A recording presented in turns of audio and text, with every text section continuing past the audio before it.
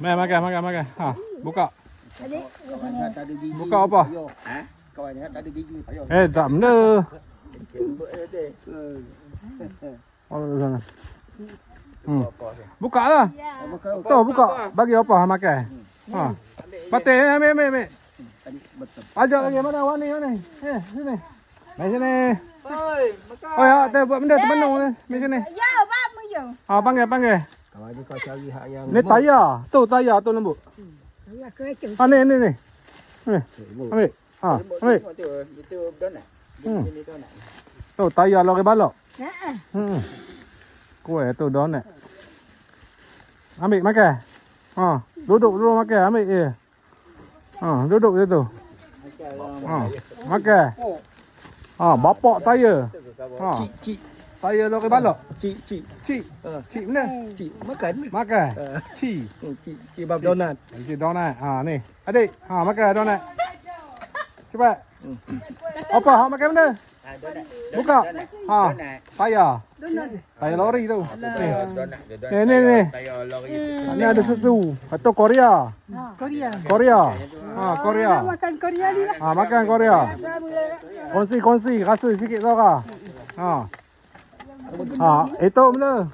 Meatball. Meatball Korea je kat tu. Ha. Mai makan. Ambil. Kongsi sikit Zara ni. Ha. Ha. Oh, pada tu rasa. Nanti. Buka. Malu. Ramai orang minat kau. Ada saya tak boleh. Alah, benda pula tak bolehnya.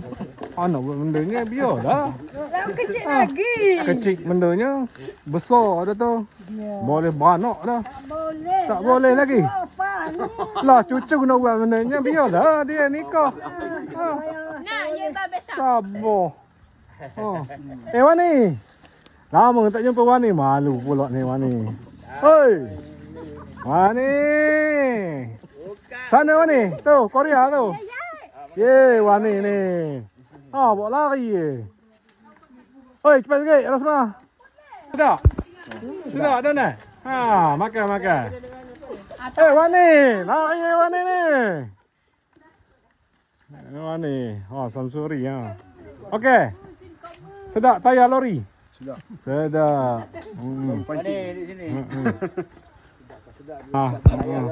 Ni ada lagi tayar lori ni. Ha, yang ni campur susu. Ada campur gula. Ha, Rasmah.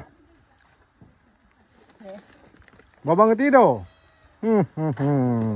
Entahlah anak dara ni. Taklah makan.